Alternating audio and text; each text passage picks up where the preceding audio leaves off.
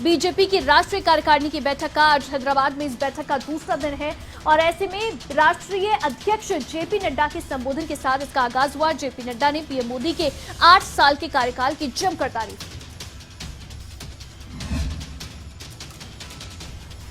हैदराबाद में बीजेपी राष्ट्रीय कार्यकारिणी की 2 दिवसीय बैठक जारी है। बीजेपी की राष्ट्रीय कार्यकारिणी की बैठक में अपने उद्घाटन भाषण के दौरान पार्टी के राष्ट्रीय अध्यक्ष जेपी नड्डा ने प्रधानमंत्री नरेंद्र मोदी के नेतृत्व की सराहना करते हुए शुरुआत की।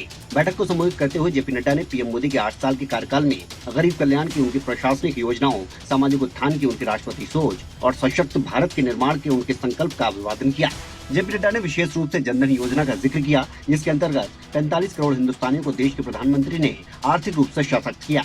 जेपी नड्डा ने कहा कि इस सरकार से न केवल कोविड काल में बेहतरीन प्रबंधन देखने को मिला, बल्कि यूक्रेन जैसे कठिन मिशन को भी अंजाम दिया गया। उन्होंने कहा कि बीजेपी और पीएम मोदी के विकासवाद ने परिवारवाद, जातिवाद और तुष्टीकरण को हराया है। हमारी राज्य और केंद्र सरकार सक्रिय रूप से गरीबों के लिए योजना चलाती है। नड्डा ने प्रधानमंत्री नरेंद्र मोदी को बार-बार उत्तर प्रदेश, मणिपुर में चुनावी जीत के लिए श्रेय दिया। उन्होंने कहा कि भारतीय जनता पार्टी की चुनावी जीत मोदी सरकार के सुशासन का प्रतिबिंब है। पार्टी अध्यक्ष ने उस हिंसा के बारे में भी बताया जिसमें पार्टी कार्यकर्ताओं को जम्मू कश्मीर, बंगाल और केरल जैसे राज्यों में निपटना पड़ता है।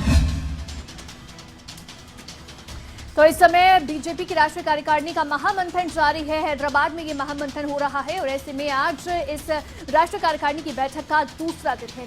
रुक करेंगे अगली खबर का। आपको बता दें, अमरावती में हुए उमेश कोल्हे हत्याकांड का मुख्य आरोपी पुलिस की गिरफ्त में आ गया है और इस मामले में अब तक 7 आरोपी इस हत्याकांड में गिरफ्तार कर लिए गए हैं।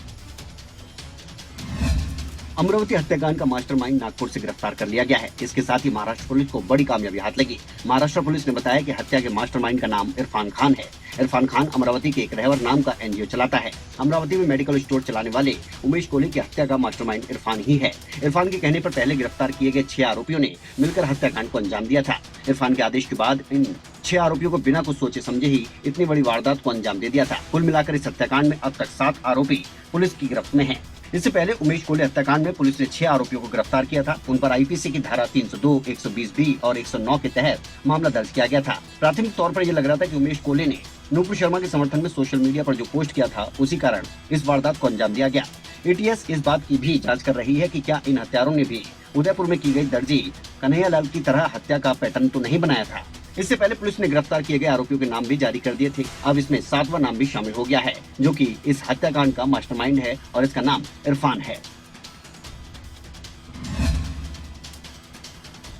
तो अमरावती हत्याकांड मामले में कई गिरफ्तारियां हो चुकी हैं। 7 आरोपी पुलिस की गिरफ्त में है। ऐसे में अभी भी और कई एंगल हैं जो पुलिस की ओर से खंगाले जा रहे हैं। इस जांच के बाद कई और बड़े खुलासे होंगे, ऐसा माना जा रहा है। लेकिन अब रुक करेंगे अगली खबर का। आपको बता दें, नुपुर शर्मा के खिलाफ कोलकाता पुलिस ने लुकआउट नोटिस जारी किया है और नुपुर के खिलाफ प्राथमिकी दर्ज की गई थी, लेकिन वो पेश नहीं हुई, तो अब ये नोटिस जारी किया गया है। कोलकाता पुलिस ने बीजेपी की निलंबित प्रवक्ता नूपुर शर्मा के खिलाफ लुकआउट नोटिस जारी किया है। कोलकाता पुलिस की तरफ से नूपुर के खिलाफ प्राथमिकी दर्ज की गई थी, जिसके लिए उन्हें पेश होने के लिए कहा गया था। नूपुर शर्मा के खिलाफ कोलकाता पुलिस ने 2 एफआईआर दर्ज की थी। ये एफआईआर अलग अलग थानों में दर्ज की गई थी। आपको बता दें कि पैगंबर मोहम्मद पर विवादित टिप्पणी को लेकर पहले कोलकाता पुलिस के पूर्वी उपनगरीय डिवीजन के तहत नारकेल डांगा पुलिस स्टेशन से नूपुर शर्मा को नोटिस भेजा गया।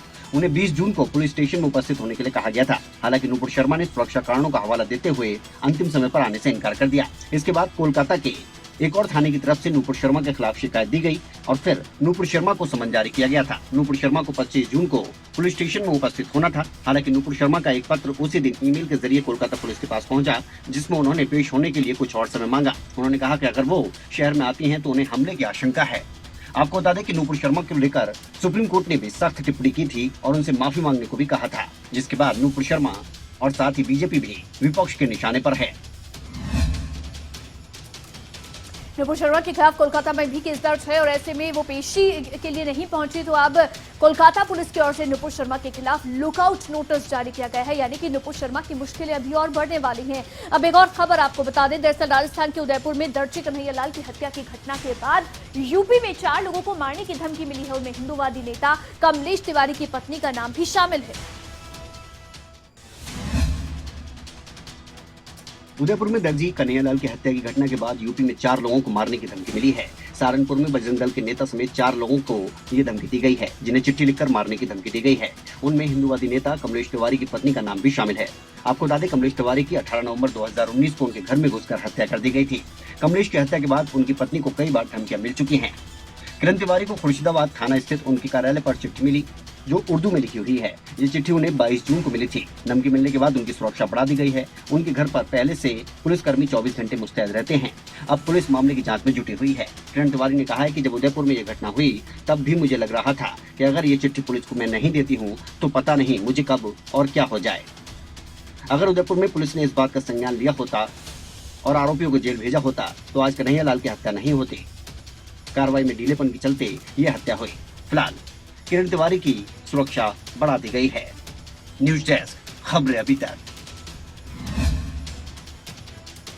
आपको बता दें कि उदयपुर हत्याकांड के बाद से ही उत्तर प्रदेश सरकार भी अलर्ट पर है और ऐसे में अब 4 लोगों के खिलाफ जो यहां पर धमकी दी गई है उसे लेकर भी सरकार इस समय अलर्ट पर है। रुक करेंगे अगली खबर का। आपको बता दें कि पूरे देश में मानसून ने दस्तक दे दी है। बारिश की वजह से कई जगहों पर परेशानी भी हुई है तो कई जगहों पर गर्मी से राहत भी मिली है।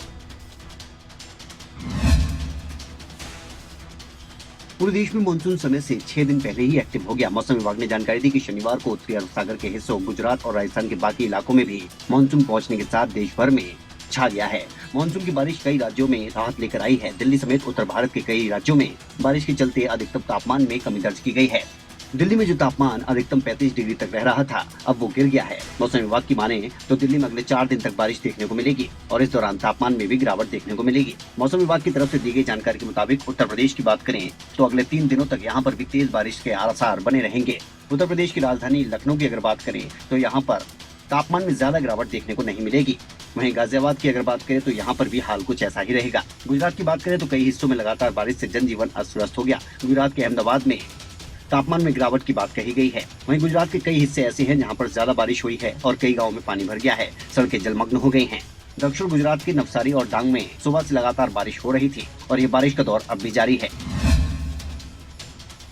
तो देश भर में मानसून ने दस्तक दे दी है और इसी के साथ कई जगह जलभराव जैसी समस्या भी अब सामने आने लगी है। रुक करेंगे अगली खबर का। आपको बता दें लाहौल स्पीति के शांशा नाले में जलस्तर बढ़ गया है तो वहीं किन्नौर जिले में भी टोंगटोंगचे और सेरिंगचे नाले में बाढ़ आ गई है, जिसके चलते प्रशासन ने शांशा पुल पर वाहनों की आवाजाही को रोक दिया है।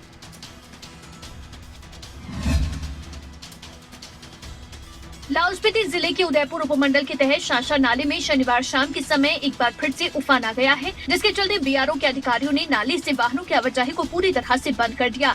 बीआरओ के अधिकारियों का कहना है कि नाले में आए उफान से पुल कभी भी क्षतिग्रस्त हो सकता है, जिसके चलते यहाँ पर वाहनों की आवाजाही को फिलहाल बंद कर दिया गया है।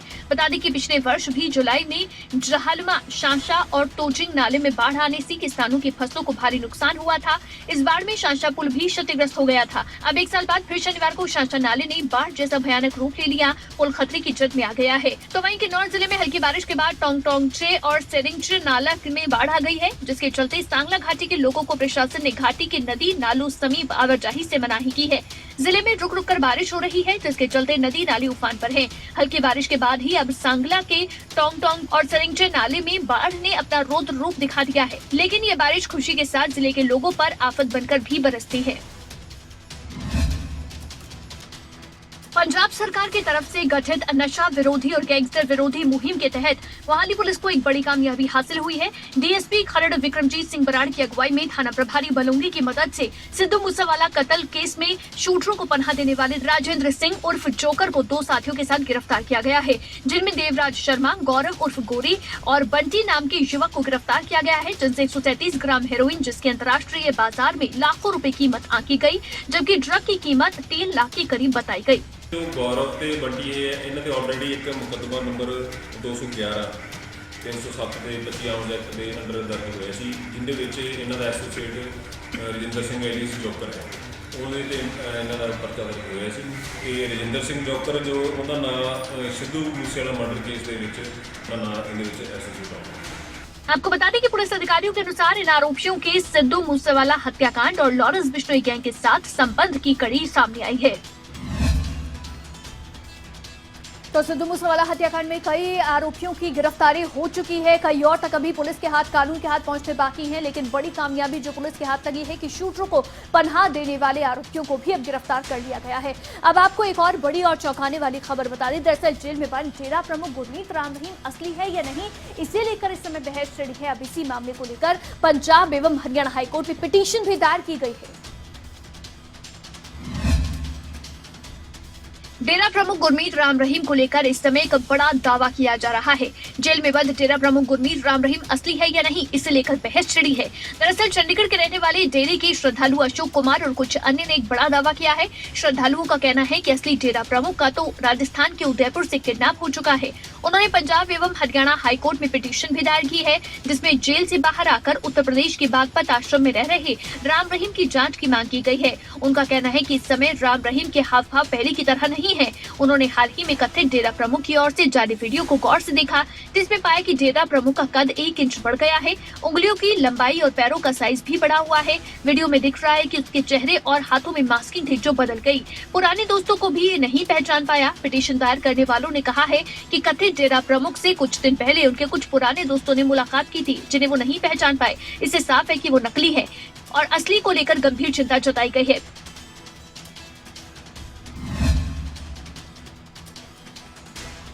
तो डेरा प्रमुख गुरमीत राम रहीम असली है या नहीं, ये एक नई बहस है जो इस समय छिड़ गई है और इसके साथ ही साथ इस समय पिटीशन भी पंजाब एवं हरियाणा हाईकोर्ट में दायर की गई है। इसी बीच एक बड़ी खबर आपको बता दें, दरअसल बड़ी खबर महाराष्ट्र से है जो सामने आ रही है। बीजेपी के राहुल नार्वेकर विधानसभा अध्यक्ष चुने गए हैं। ये बड़ी खबर महाराष्ट्र से। राहुल नार्वेकर के पक्ष में 164 वोट पड़े, तो वहीं एमपीए के राजन साल्वी को 107 वोट मिले। ओवैसी की पार्टी एआईएमआईएम ने वोट नहीं किया। स्पीकर के चुनाव के लिए कुल 271 वोट पड़े, जिसमें से सबसे ज्यादा बीजेपी के पक्ष में पड़े हैं। और ऐसे में ये एक और सफलता इस समय हम जो कह सकते हैं एकनाथ शिंदे सरकार के हाथ लगी है। स्पीकर के चुनाव में 271 वोट पड़े और इनमें से आपको बता दें कि दरअसल एआईएमआईएम के जो विधायक हैं उनकी ओर से वोट नहीं किया गया। राहुल नार्वेकर जो बीजेपी के थे उनके पक्ष में 164 वोट पड़ी है। तो यानी कि अब स्पीकर के चुनाव में एकनाथ शिंदे सरकार को ये बड़ी कामयाबी हाथ लगी है। अब स्पीकर का चुनाव जीत लिया गया है। एमवीए के पक्ष में 107 वोट पड़े।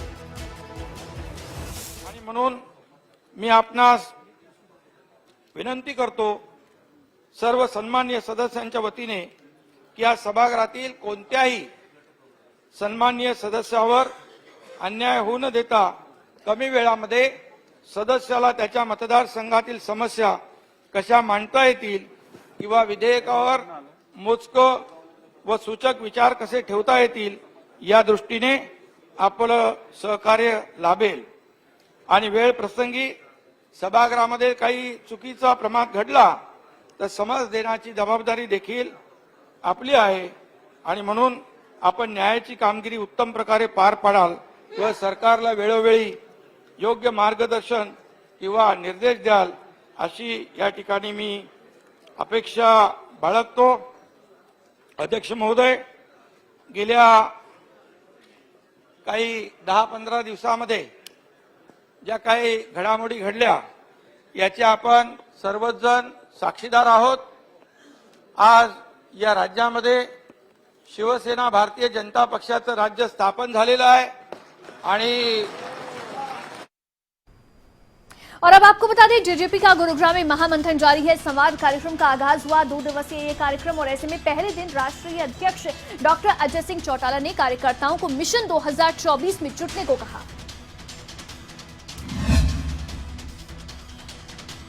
जननायक जनता पार्टी ने 2024 के चुनावों को लेकर मंथन शुरू कर दिया है। आगामी चुनावों में विजय पताका फहराने के लिए जेजेपी संगठन ने गुरुग्राम में 2 दिवसीय संवाद कार्यक्रम का आगाज किया है। करीब 6 घंटे तक चली पहले दिन की इस मैराथन बैठक में पार्टी के राष्ट्रीय अध्यक्ष डॉक्टर अजय सिंह चौटाला, पार्टी प्रदेश अध्यक्ष सरदार निशांत सिंह, पार्टी के वरिष्ठ राष्ट्रीय उपाध्यक्ष डॉक्टर केसी बांगड़, राज्य मंत्री अनूप धानक सहित संगठन के रणनीति से जुड़े तमाम नेता मौजूद रहे। अजय चौटाला ने जिला अध्यक्षों, पार्टी प्रवक्ताओं, टीवी पैनलिस्ट को विजय मंत्र देते हुए कहा कि 2024 के चुनावों को टारगेट करते हुए अभी से तैयारियों में जुट जाएं। उन्होंने कहा कि पार्टी पदाधिकारी गांव-गांव के और शहर-शहर की गली-गली तक दस्तक दें और हर महीने के लिए अपना टारगेट बनाएं और इसकी एक रिपोर्ट नियमित अंतराल पर पार्टी प्रदेश कार्यालय को भेजें। वहीं बैठक में पार्टी प्रदेश अध्यक्ष निशांत सिंह ने संगठन मजबूती के बारे में आवश्यक दिशा निर्देश दिए। इस कार्यक्रम में जेजेपी संगठन से जुड़े अन्य नेताओं ने भी संगठन मजबूती, चुनाव तैयारी को लेकर अपने महत्वपूर्ण सुझाव दिए। वरिष्ठ नेता डॉक्टर केसी बांगड़ ने जननायक चौधरी देवीलाल की पीढ़ी के संघर्ष के बारे में भी बताया। तो मिशन 2024 में जेजेपी जुट गई है और ऐसे में जेजेपी की ओर से सभी कार्यकर्ताओं को ये मंत्र दिया गया है कि आगे किस तरह से किस रणनीति के साथ आगे बढ़ा जाए। और आज दूसरे दिन के ये संवाद कार्यक्रम में डिप्टी सीएम दुष्यंत चौटाला खुद शामिल होंगे और कार्यकर्ताओं से संवाद करेंगे। अब खबर आपको पंजाब से बता दें, दरअसल पंजाब में गाय को बचाने का एक ऐसा वीडियो सामने आया है जिसमें आप भी हैरत में रह जाएंगे। करंट की चपेट में आई एक गाय को कुछ लोगों ने रेस्क्यू किया और उसकी जान बचाई। तस्वीरें पंजाब की हैं, जहां बरसात का पानी गलियों में भरा हुआ है और बिजली के खंभों से तारें निकली हुई हैं। इस लापरवाही का नतीजा ये रहा कि एक बेजुबान की जान खतरे में पड़ गई। घुटनों तक भरे पानी में चल रही गाय को अचानक करंट लग जाता है, लेकिन पास ही मौजूद एक दुकानदार की कोशिश से उसे बचा लिया जाता है। ये वीडियो सोशल मीडिया पर खूब वायरल हो रहा है। इस वीडियो में देखा जा सकता है कि कैसे एक गाय पानी में आगे बढ़ रही है। कुछ देर बाद जब वो पानी में पैर रखती है तो उसे झटके महसूस होते हैं और इसके बाद वो वहीं पर गिर जाती है और काफी देर तक तड़पती रहती है। इतनी देर में दुकान से बाहर एक शख्स आता है जो गाय को तड़पता देख तुरंत अंदर जाता है। थोड़ी देर बाद वो एक कपड़ा लेकर बाहर निकलता है और इसके बाद शुरू होता है गाय का रेस्क्यू। दुकानदार ने हिम्मत की मिसाल पेश करते हुए तुरंत गाय के पैर बांधे। इतने में मदद के लिए 2 लोग और आए, जिसके बाद गाय को खंबे से पीछे की ओर लाया गया और बमुश्किल उसकी जान बचाई गई। ये पूरा वाकया सीसीटीवी में कैद हो गया। दुकानदारों की हिम्मत और साहस से गाय की जान तो बच गई, लेकिन बिजली विभाग की लापरवाही भी उजागर हो गई। तो इन तस्वीरों को देखकर एक और जहां खुशी और राहत महसूस होती है कि किस तरह से लोगों की इंसानियत यहां पर काम आई और एक गाय की जान बचा ली गई, लेकिन वहीं बिजली विभाग की तो बड़ी लापरवाही भी खुलकर सामने आती है। अब खबरों में आगे बढ़ेंगे। आपको बता दें, शाजापुर में सिलेंडर ब्लास्ट होने से 3 महिलाओं की मौके पर ही मौत हो गई, जबकि 6 से ज्यादा लोग इसमें झुलस गए।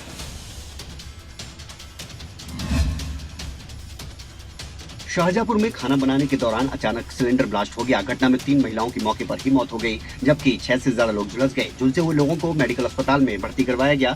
ब्लास्ट के बाद मौके पर अफरा-तफरी का माहौल बन गया। हादसा कलान थाना क्षेत्र के गांव विक्रमपुर में हुआ। हादसा इतना जोरदार था कि लोगों के चित्रे उड़ गए। उसकी वजह से शवों का पहचानना भी मुश्किल हो गया। विवाह समारोह था, उसी के संबंध में आज तैयारियां हो रही थी। इसी में भोजन बनाते वक्त एक सिलेंडर फटने की दुर्भाग्यपूर्ण घटना हुई, जिसमें 3 महिलाओं की मौके पर ही मृत्यु हो गई। उपचार के दौरान कुछ लोगों को भर्ती कराया गया था, उसमें एक महिला की मृत्यु हो गई है। मौके पर पुलिस अधिकारी और मजिस्ट्रेट द्वारा निरीक्षण किया गया है।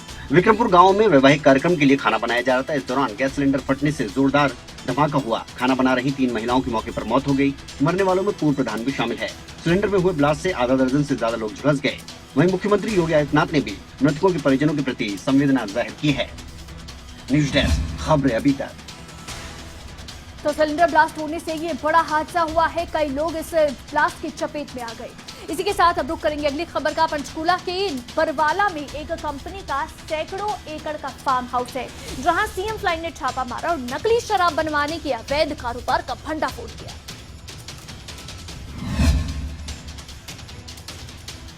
बरवाला के नग्गल टोल प्लाजा के नजदीक गांव नग्गल में कामी रोड पर जाने वाले रास्ते पर एक कंपनी का सैकड़ों एकड़ का फार्म हाउस है, जिसे कुछ लोगों ने ठेके पर लिया है। लेकिन शनिवार को सीएम फ्लाइंग की टीम ने शाम को रेड मारकर मौके से लगभग 170 लीटर कच्ची शराब बरामद की।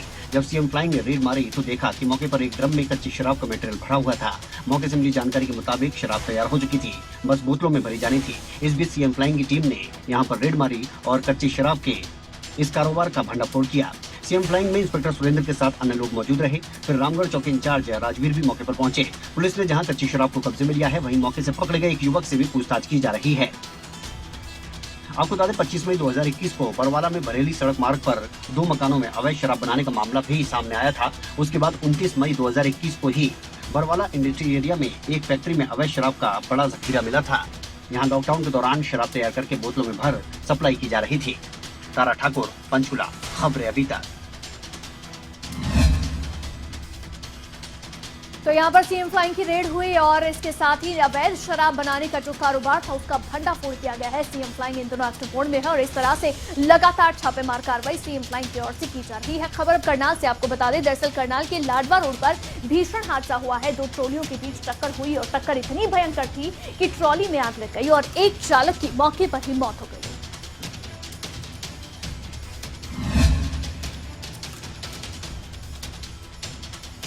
करनाल लाडवा रोड पर नजदीक इंद्री बस स्टैंड के पास सुबह 3:30 बजे के पास एक बड़ा हादसा हुआ। 2 ट्रैक्टर ट्रॉलियों की आपस में टक्कर हो गई। टक्कर के बाद दोनों ट्रॉलियों में आग लग गई। और इसमें एक ट्रॉली के चालक की जलकर मौत हो गई। आपको बता दें कि हादसा सुबह के समय हुआ। एक ट्रॉला लाडवा की तरफ से आ रहा था जबकि दूसरा करनाल की तरफ से आ रहा था। जैसे ही दोनों ट्राले इंद्रिय मीट मार्केट के पास पहुंचे तो दोनों की आमने सामने से टक्कर हो गई। टक्कर इतनी भीषण थी कि इस हादसे में दोनों ट्राले मीट मार्केट में जा घुसे और उनमें आग लग गई।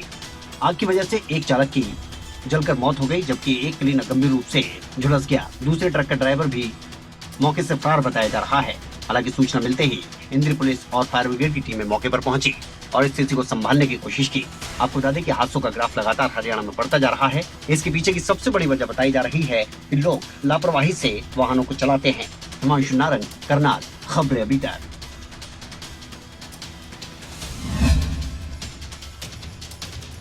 तो बढ़ती लापरवाही के कारण हरियाणा में हादसों का ग्राफ बढ़ता जा रहा है और ऐसे में अब ये एक और बड़ा हादसा जो देखने को मिला है। अब खबर आपको यमुनानगर से बता दें। दरअसल यमुनानगर के जगाधरी में हरियाणा रोडवेज की बस पलटने से हादसा हो गया। ये हादसा जगाधरी बिलासपुर रोड पर हरडोली गांव के पास हुआ। हालांकि बस में सवार सभी यात्री सुरक्षित हैं।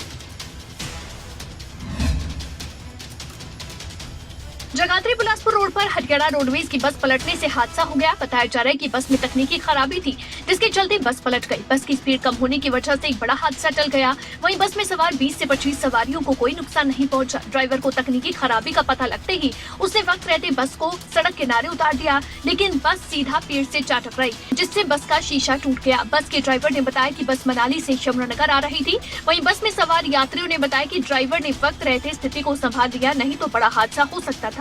वहीं हादसे के बाद आसपास के लोग वहीं इकट्ठा हो गए। इस हादसे में बस का अगला हिस्सा पूरी तरह से क्षतिग्रस्त हो गया, लेकिन गनीमत ये रही कि बस में सवार सभी यात्री सुरक्षित हैं। बहरहाल इस हादसे के बाद रोडवेज विभाग को सबक लेना चाहिए और बसों की कंडीशन पर ध्यान देना चाहिए ताकि आगे से इस तरह के हादसे न हो सकें। फिलहाल इस हादसे में किसी की जान को नुकसान नहीं पहुंचा, लेकिन अगर लापरवाही इसी तरह बढ़ती गई तो सवारियों की जान को भी खतरा हो सकता है। खबरें अभी तक के लिए परवेज खान की रिपोर्ट।